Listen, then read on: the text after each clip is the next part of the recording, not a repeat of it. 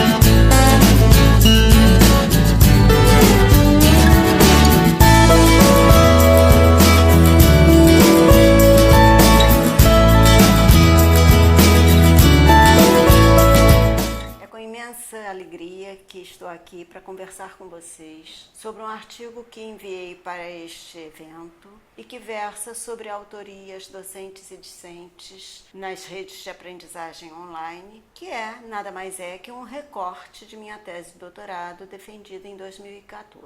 Inicialmente, é importante para uma melhor compreensão da minha proposta que eu coloque para vocês de onde eu falo, de que lugar eu estou falando. Eu sou Miriam Maia do Amaral, sou mestre, doutora e pós-doutora em educação, professora dos cursos de pós-graduação da Fundação Getúlio Vargas. A questão inicial é como eu cheguei a esse tema. Quais as minhas implicações com a questão da autoria? Eu diria que foram as minhas experiências formativas e profissionais que me levaram a isso. Na realidade, eu fui alfabetizadora durante 12 anos e também eu fui professora de português e literatura, e meu trabalho na Fundação Getúlio Vargas durante 25 anos foi assessorando professores, principalmente na questão da elaboração de material didático. Então, nessas experiências, a leitura, a escrita autoral eram fundamentais. Mas a minha maior preocupação teve início quando eu me tornei professora de metodologia científica, responsável pela orientação e avaliação de trabalhos de conclusão de curso a partir de 2005. E eu comecei a perceber que cada vez mais crescia a quantidade de trabalhos que eram copiados da internet, cópias parciais ou integrais. E isso é que levou-me a realmente focar na questão da autoria, porque a minha preocupação eu começava a me questionar como é que eu poderia ressignificar essas práticas do copia e cola, como os meus alunos poderiam ser estimulados a se tornarem, além de consumidores de informação, produtores de seus próprios textos. E como nesse processo eu também, como docente, poderia me desenvolver a minha autoria. Então essas questões foram assim um objeto de grande preocupação. E a partir daí, então, eu comecei a tentar ver que tipos de trabalhos havia sobre autoria, quem havia estudado esse tema, que autores, que interlocutores eu poderia ter para desenvolver a minha pesquisa. Autores não apenas teóricos da cibercultura, que falassem sobre cibercultura, redes, formação de professores, etc., mas também sobre autoria. Esses seriam as abordagens teóricas do tema, mas também teria a abordagem metodológica. Reparem, eu queria me formar também nesse processo. Então eu precisava buscar um método e uma metodologia que me desse essa condição. Então eu desenvolvi a minha tese em 2 grandes blocos. Um bloco que eram os meus interlocutores teóricos, né, acerca da metodologia que eu iria utilizar, e um outro bloco que era sobre as questões que envolvia a educação online e a autoria propriamente dita. E nessa busca, vários autores me ajudaram, mas o meu foco, autoria, apesar de haver vários interlocutores clássicos e contemporâneos, o meu quadro referencial foi basicamente Bakhtin. Então, 30% do meu trabalho ficou concentrado nas ideias de Bakhtin. E por quê? Porque o Bakhtin trabalha com tudo que eu queria, que expressa esse momento da cibercultura, que é a dialogicidade, a interatividade, a relação com o outro, a questão do interdiscurso, da polifonia, etc. Então, nesse sentido, em termos de autoria, durante todo o processo, a gente lê, a gente procura dialogar com esses autores todos, e durante esse processo eu fui buscando entender o que era a autoria. Então eu me deparei com a seguinte questão: a autoria, embora muito discutida nesse momento, é algo que vem de muito, muito longe, muito antes, desde a antiguidade clássica. E nesse processo, até chegar ao digital em rede, houve deslocamentos da questão da noção da autoria e do que é o autor. Então, lá na antiguidade clássica, não havia essa figura do autor. A obra era apresentada praticamente em praça pública e era passível de atualização, de complementação, de modificações, etc. Não havia, então, essa figura de autor. Mas na Idade Média, com a invenção da prensa e da imprensa, houve a necessidade de se conhecer o autor, não para enaltecê-lo, mas para puni-lo, já que havia muitas obras que eram críticas ferrenhas à igreja e à política. E aí, a centralidade do autor passa a ser o indivíduo. Chegando na Idade Moderna, o autor é considerado aquele gênio romântico, aquele indivíduo dotado de uma competência tão grande, um estilo diferente, que merece ser remunerado por isso. E aí nós temos as bases dos direitos autorais. No entanto, vários movimentos vão acontecendo criticando a centralidade do autor no indivíduo. E chegamos então nos movimentos pós-estruturalista, onde a linguagem ganha supremacia sobre o ser do discurso. Com a reprodutibilidade, que é a invenção da fotografia, do cinema, do rádio, começa-se a discutir se essas novas tecnologias chegariam a ser uma cópia ou uma recriação, como deveriam ser interpretadas. E chegamos então ao momento mais atual, que é o digital em rede, né? Com as novas tecnologias, nós temos novas formas de pensar, de ser, de agir. E é esse momento exato que nos interessa, que interessa a minha pesquisa, que é o digital em rede, no sentido de que ele nos dá abertura, ele nos dá interatividade e ele nos contribui para que a democratização do conhecimento se instaure, né, se faça, e também aquilo que Pierre Levy chama de inteligência coletiva. Cada um sabendo um pouquinho, na junção de todos os saberes, nós temos um saber mais planetário. Mas ao mesmo tempo que nós temos esses pontos positivos da cibercultura, amplia-se a prática do copia e cola. A par dessas contribuições, contribuições, o digital em rede facilita sobremaneira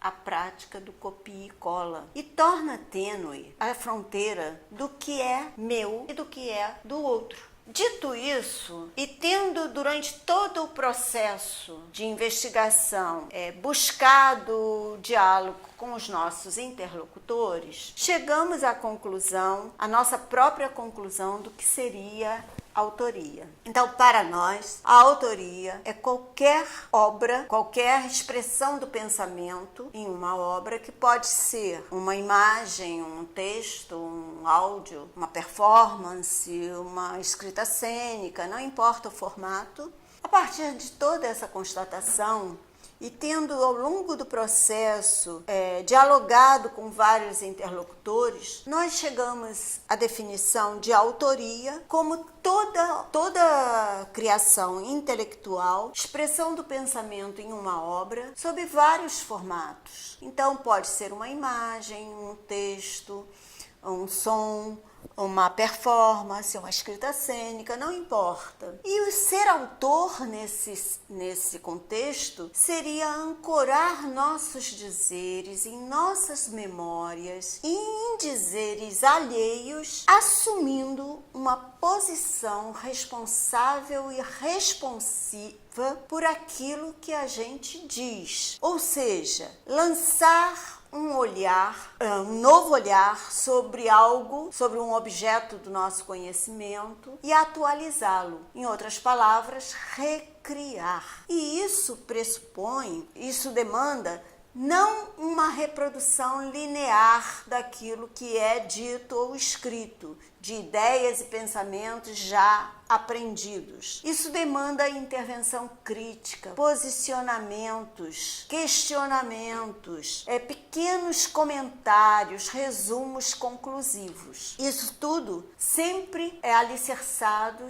em recursos argumentativos ou linguísticos. Para garantir que a autoria dos meus alunos fosse desenvolvida e que nesse processo eu também pudesse desenvolver a minha autoria, eu utilizei a pesquisa-formação multirreferencial. Essa metodologia teve como paradigma as ideias de Morin com o paradigma da complexidade. E por quê? Porque a única certeza que nós temos hoje em dia é a da incerteza. Acabou a era da certeza, da estabilidade, do programado. Hoje lidamos com a imprevisibilidade. Então, se eu quero me formar e formar o outro, eu recorri a uma bricolagem das abordagens teóricas da multirreferencialidade, que estabelece o diálogo dos saberes científicos com os saberes comuns forjados na cultura, na tecnologia, nas mídias, no cotidiano das cidades. A abordagem dos cotidianos, que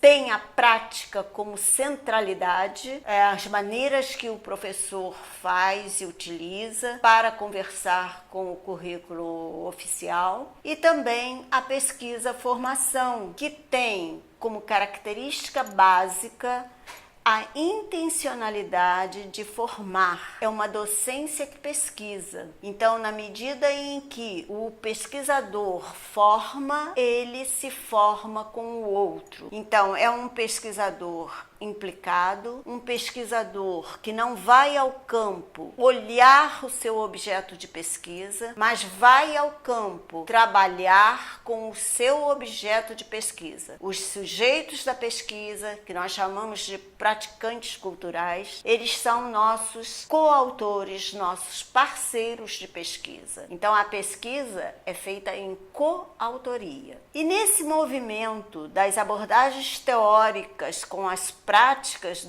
no cotidiano escolar, os professores, eles engendram atos de currículo, ou seja, currículos em ação, e as diferentes situações de aprendizagem para conversar com o currículo oficial. E eles se apoiam em dispositivos diversos. Esses dispositivos materiais e intelectuais podem ser os ambientes virtuais de aprendizagem, os equipamentos que nós utilizamos, celulares, computador, os notebooks, os textos que a gente utiliza em sala, enfim, uma série de dispositivos. E esse movimento prática-teoria, prática, vai favorecer a imersão de narrativas textuais e imagéticas, que mais adiante o pesquisador vai analisar e interpretar dialogicamente na triangulação da empiria, da teoria e da sua própria maneira de ver e sentir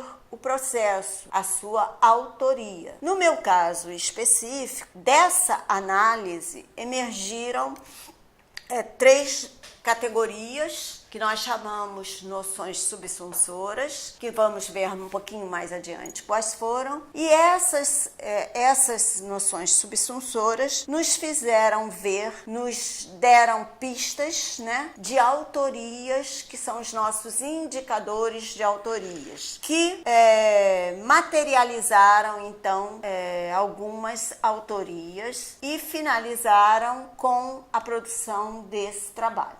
Quando nós fomos ao campo, e o meu campo foi a Universidade Estadual do Estado do Rio de Janeiro, a UERJ, nós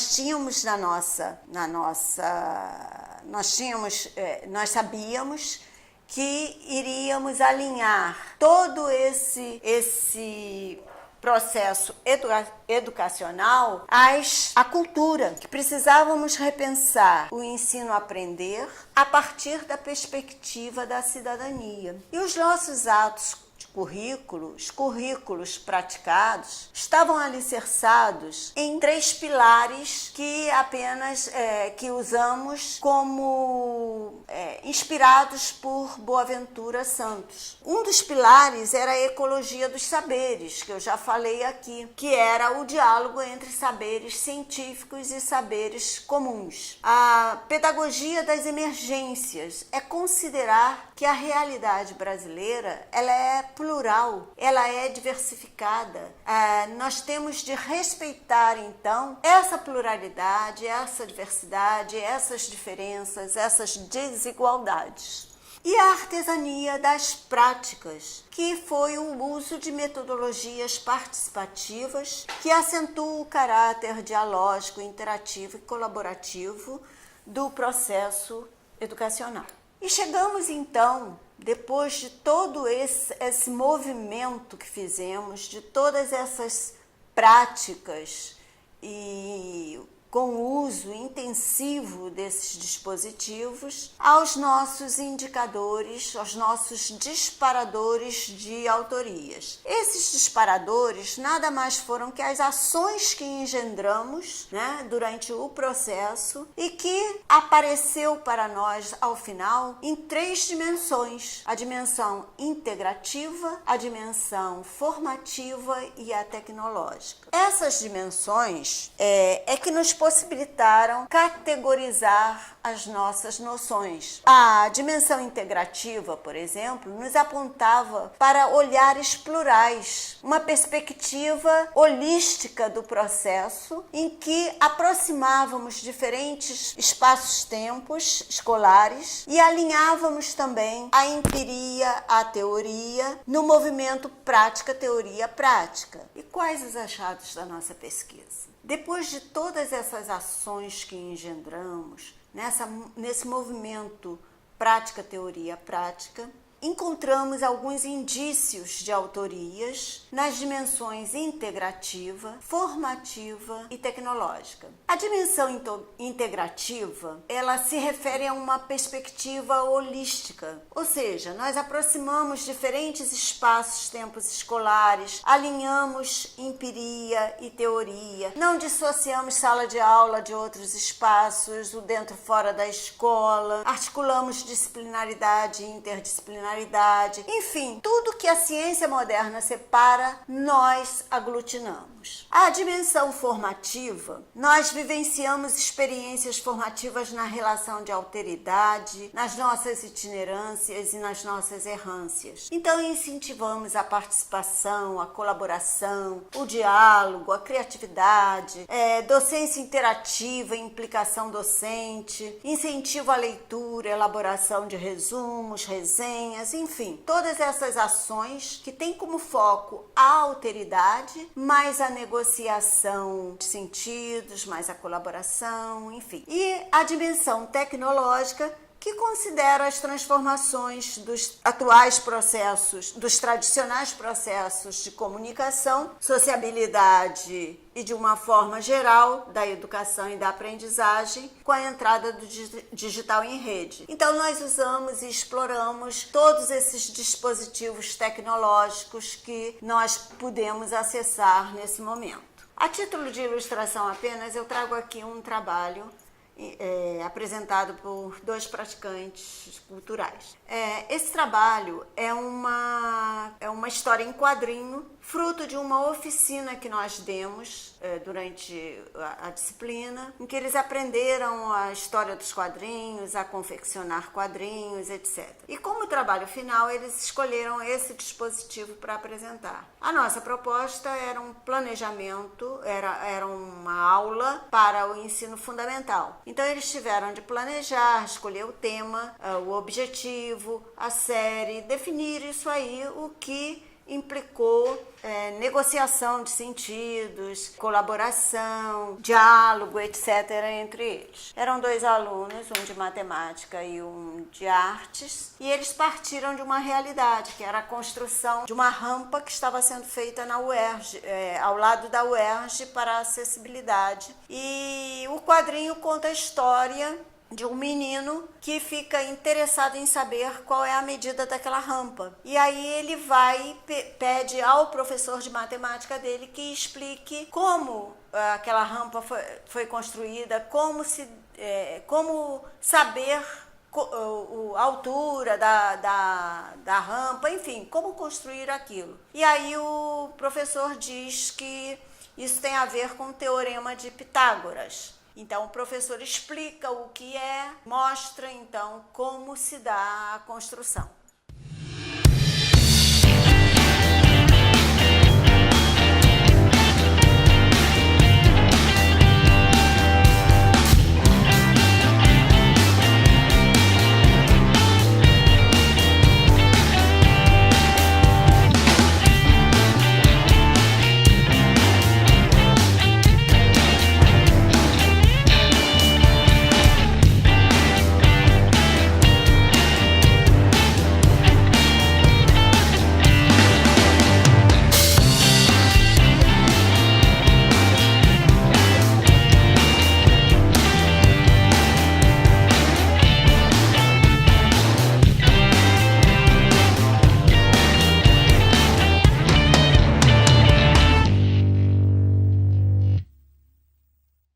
Nesse quadrinho vocês podem ver que tem aí, além da questão do que vai entrar, o que vamos escrever, o que vai entrar, a negociação de sentidos todas, há uma parte totalmente técnica de quadrinhos que está presente aí nos balõezinhos, nos quadrantes, nos enquadres, etc. Então isso é só uma amostra de uma dimensão formativa, né, em que todos esses elementos da interatividade, da dialogicidade, da colaboração estão presentes. E é um quadro super autoral, né? Porque realmente você pegar alguma coisa da sua realidade, transformar em quadros, é autoria bastante criativa. É isso aí, gente. Eu os convido, então, a exercerem a sua autoria, a estimularem os seus alunos a serem autorais também. É muito legal quando a gente pode colher esse tipo de trabalho. Então eu agradeço a todos, a atenção de todos, e estou à disposição de vocês para conversarmos. por e-mail, por WhatsApp, como vocês quiserem, tirarem as dúvidas. E se vocês tiverem oportunidade, consultem o site com a nossa tese lá, e qualquer coisa estou à disposição de todos. Muito obrigada!